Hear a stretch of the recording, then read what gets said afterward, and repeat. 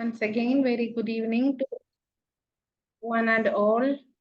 നമ്മൾ safety practices എന്ന് പറയുന്ന ടോപ്പിക്കില് പേഴ്സണൽ ഹൈജീൻ ആ ചാപ്റ്റർ ആണ് നമ്മൾ ഡിസ്കസ് ചെയ്തിരുന്നത്. അതിൽ നമ്മൾ ഫുഡിനെ കുറിച്ചാണ് ലാസ്റ്റ് നമ്മൾ ഡിസ്കസ് ചെയ്ത് നിർത്തിയത്.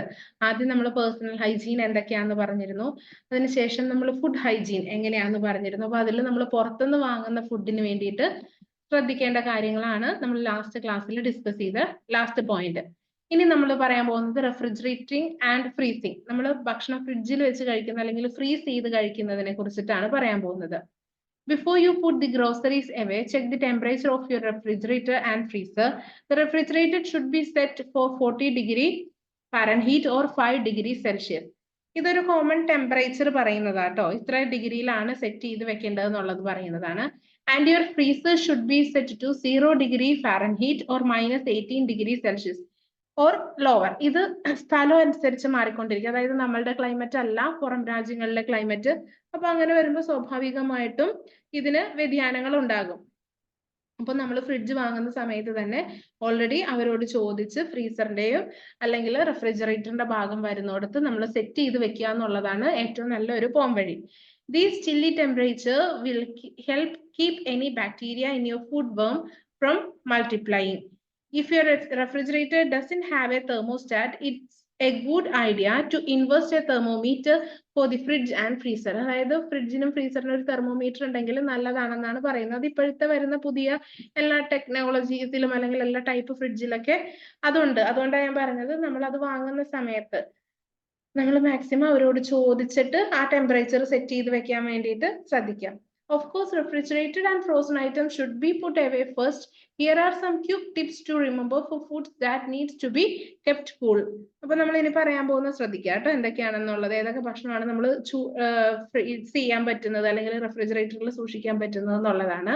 Keep eggs in the original carton on a shelf in your refrigerator. Most refrigerator doors don't keep eggs cold enough. അപ്പൊ ഏറ്റവും നല്ലത് നമ്മൾ മുട്ടയൊക്കെ വാങ്ങുമ്പോൾ നമുക്ക് കൂടുതലും ഫ്രിഡ്ജിന്റെ ഡോർ സൈഡിൽ തന്നെയാണ് നമ്മളത് സെറ്റ് ചെയ്ത് വെക്കാറുള്ളത് ആ മുട്ടയുടെ ട്രേയിൽ. പക്ഷെ അതിനേക്കാൾ നല്ലത് നമ്മൾ വാങ്ങുന്ന അതേ കാർട്ടൺ ബോക്സിൽ തന്നെ ഫ്രിഡ്ജിന്റെ അകത്തെ തട്ടിൽ വെക്കുക എന്നുള്ളതാണ് ഏറ്റവും നല്ലത്. കാരണം എപ്പോഴും നമ്മൾ ഉദ്ദേശിക്കുന്ന ഒരു ഫ്രീസിങ് ഡോർ സൈഡിൽ നടക്കണം എന്ന് ഇല്ല, അല്ലെങ്കിൽ ഒരു തണുപ്പ് വരാനുള്ള ചാൻസ് കുറവാണ്.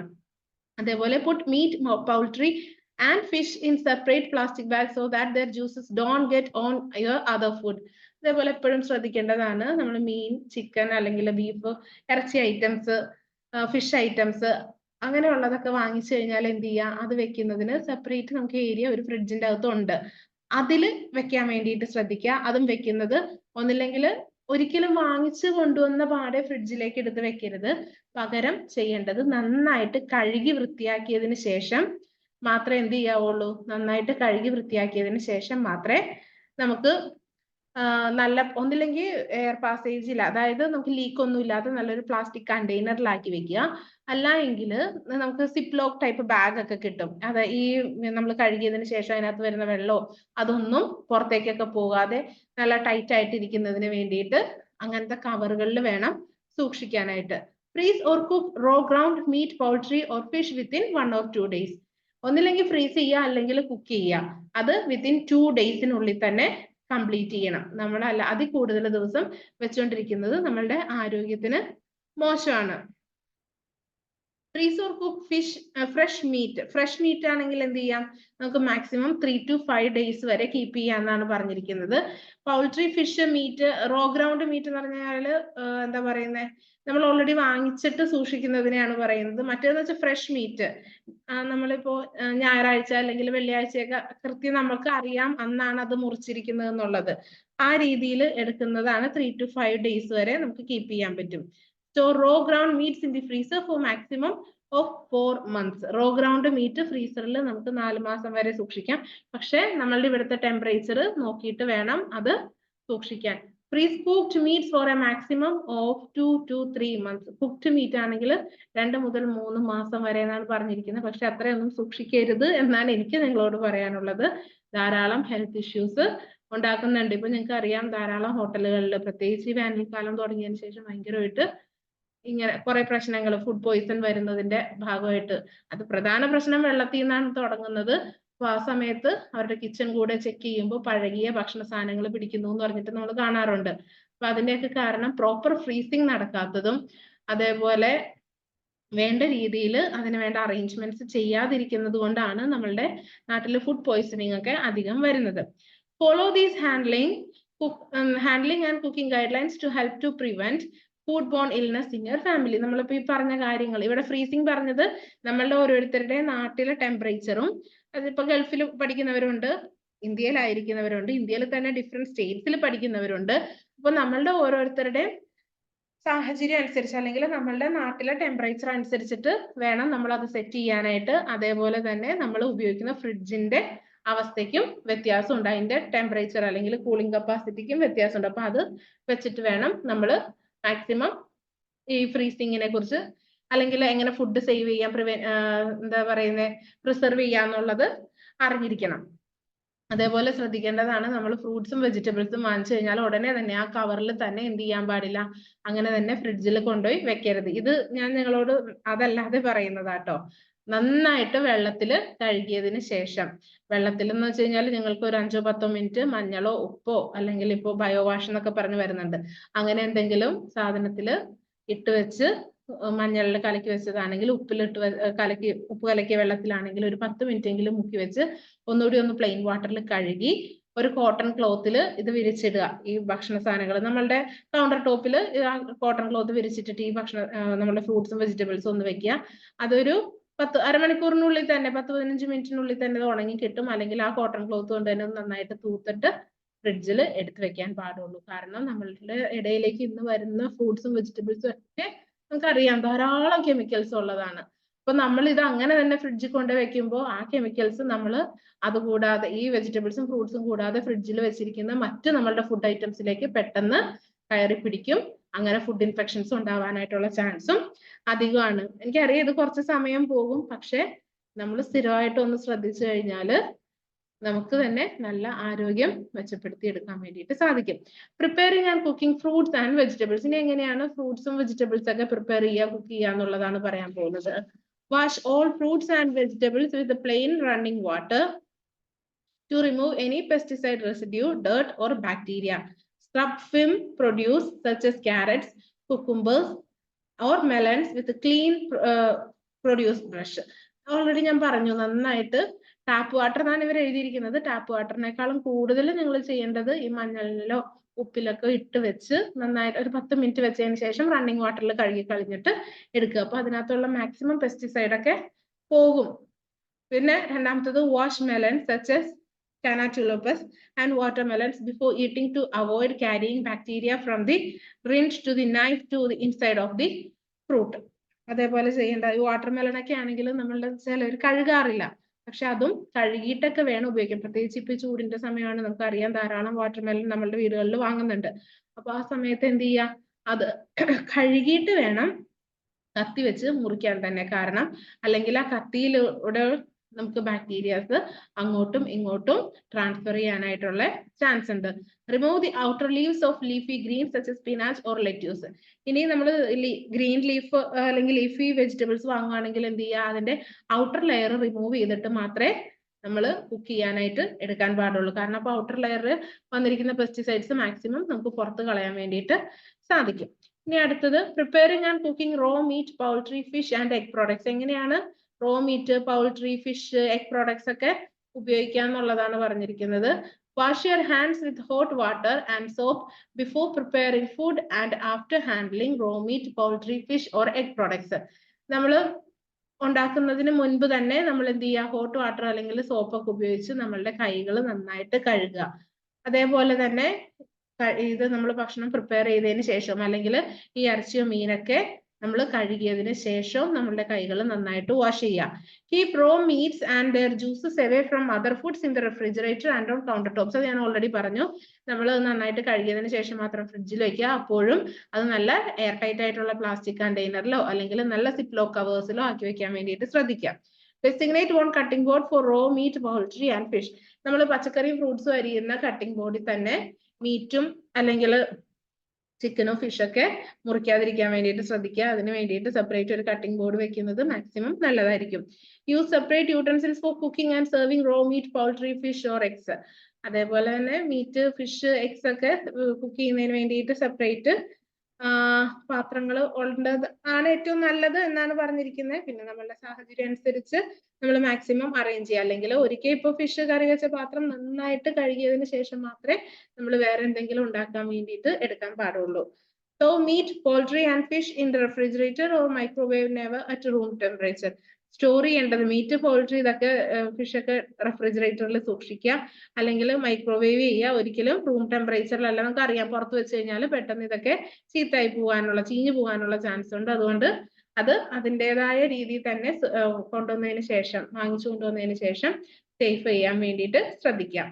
Cook thawed meat, poultry and fish immediately. Already നമ്മൾ പറഞ്ഞു അത് മാക്സിമം 1 or 2 ഡേയ്സിൽ തന്നെ കുക്ക് ചെയ്യാൻ വേണ്ടിയിട്ട് ശ്രദ്ധിക്കുക. Throw away any leftover uncooked meat, poultry or fish marinades. ഒരാഴ്ചക്കുള്ളിലൊക്കെ മാക്സിമം നമ്മൾ അത് വെക്കാതിരിക്കാനായിട്ട് നോക്കുക. അതെടുത്ത് കളയുക. ആവശ്യമില്ലാതെ നമ്മൾ വീണ്ടും പച്ചയായത് വീണ്ടും ഉപയോഗിക്കാതിരിക്കുക. അതേസമയം നമ്മൾ മസാലയൊക്കെ പുരട്ടി വെച്ചിട്ടുണ്ട് അല്ലെങ്കിൽ കുക്ക് ചെയ്തൊക്കെയാണെങ്കിൽ പിന്നെയും നമുക്ക് 1-2 ദിവസം കൂടെയൊക്കെ മുന്നോട്ട് പോകും. Remove stuffing from poultry after cooking and store it separately in the refrigerator. അതേപോലെ പൗൾട്രിയിലൊക്കെ നമ്മൾ സ്റ്റഫ് ചെയ്ത് ഭക്ഷണം ഉണ്ടാക്കാറുണ്ട്. അതെന്ത് ചെയ്യാം, അത് മാറ്റുക. അതേപോലെ after cooking and store it separately in the refrigerator. അത് സെപ്പറേറ്റ് ആയിട്ട് തന്നെ വേണം ഫ്രിഡ്ജിൽ സൂക്ഷിക്കാൻ വേണ്ടിയിട്ട്. അല്ലാതെ മിക്സ് ചെയ്ത രീതിയിൽ തന്നെ എന്ത് ചെയ്യരുത്, ഫ്രിഡ്ജിൽ വെക്കരുത്.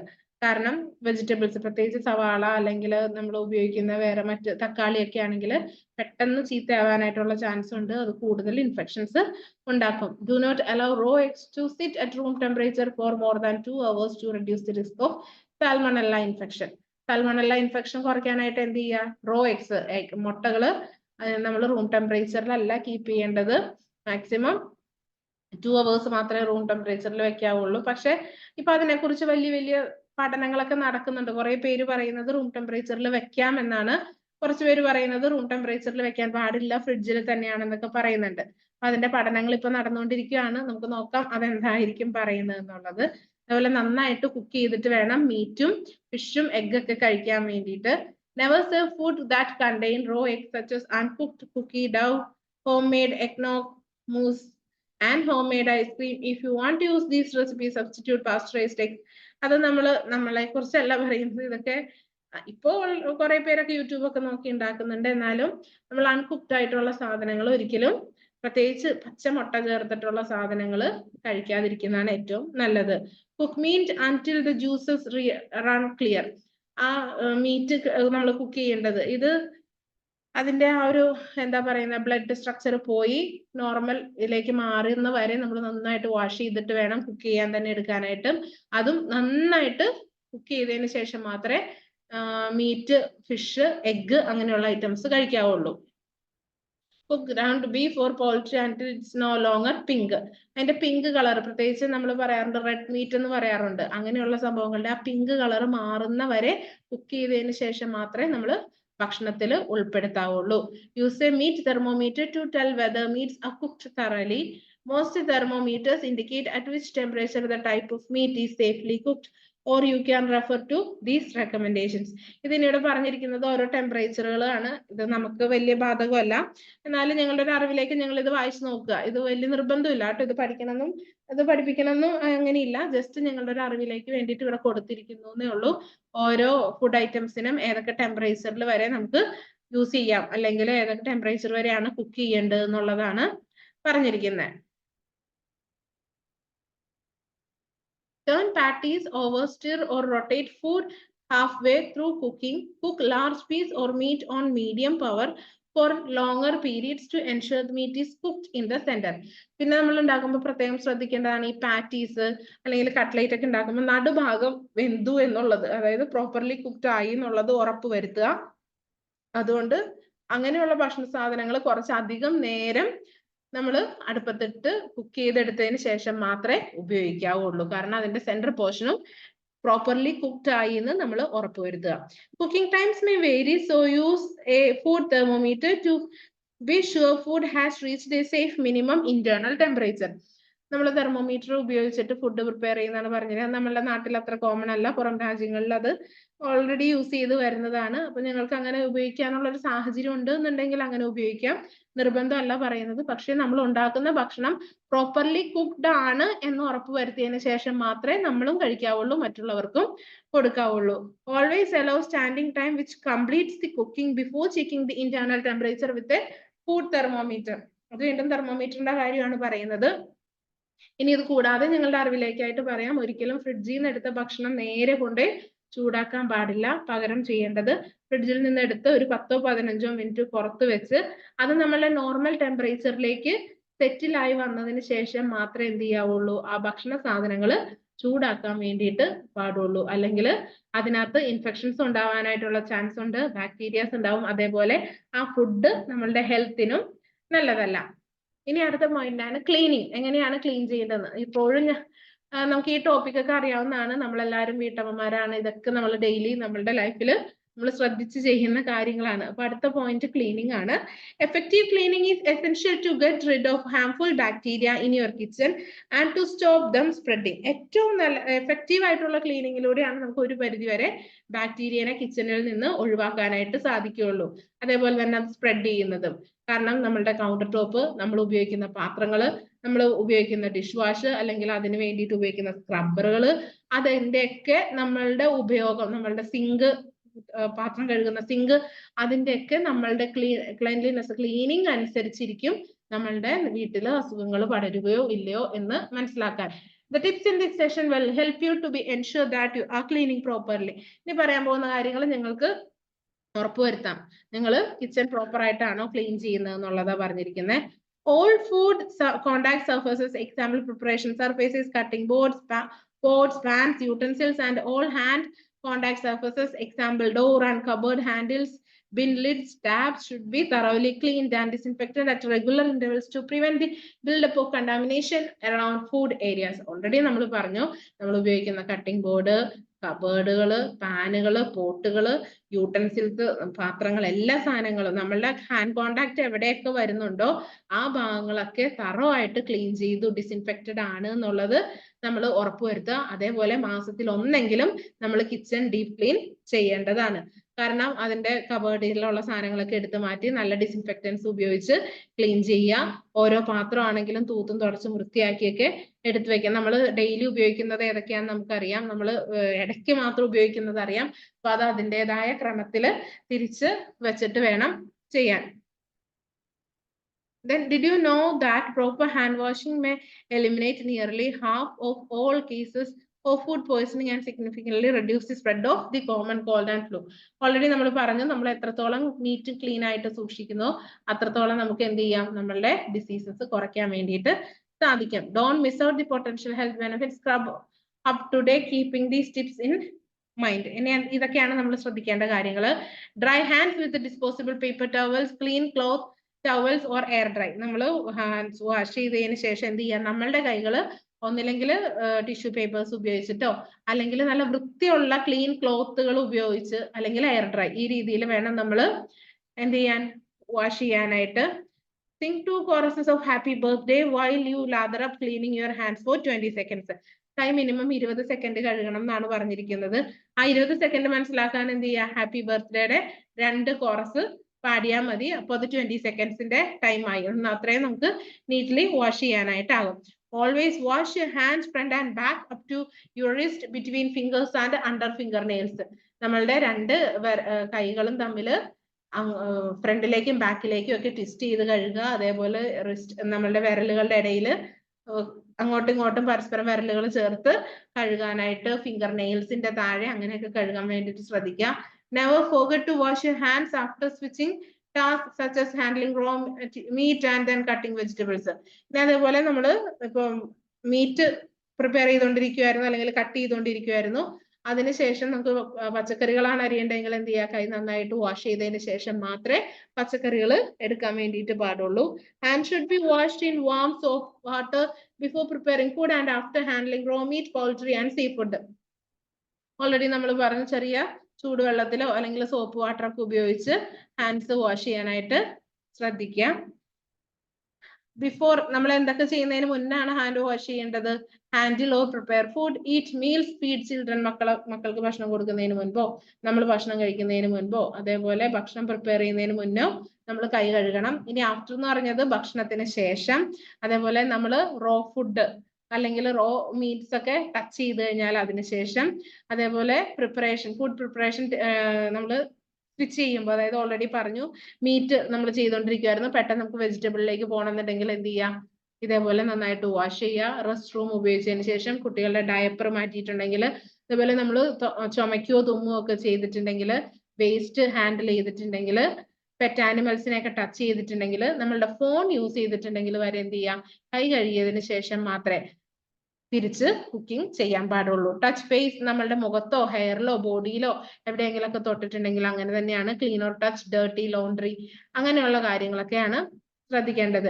ഏറ്റവും കൂടുതൽ പറയുന്നതാണ് ഫോണിന്റെ കാര്യം. നമ്മൾ ഫോൺ ഉപയോഗിച്ചിട്ട് കുക്ക് ചെയ്ത് കഴിഞ്ഞാൽ അത് വളരെയധികം ദോഷം ചെയ്യും എന്ന് പറയുന്നുണ്ട്. കാരണം നമ്മളുടെ ഒരു ടോയ്ലറ്റ് സീറ്റിലുള്ളതിനേക്കാളും അണുക്കൾ നമ്മളുടെ ഫോണിലുണ്ട്. കാരണം നമ്മൾ എവിടെ അത് കൊണ്ട് നടക്കുന്നു, എവിടെയൊക്കെയോ അത് വെക്കുന്നു.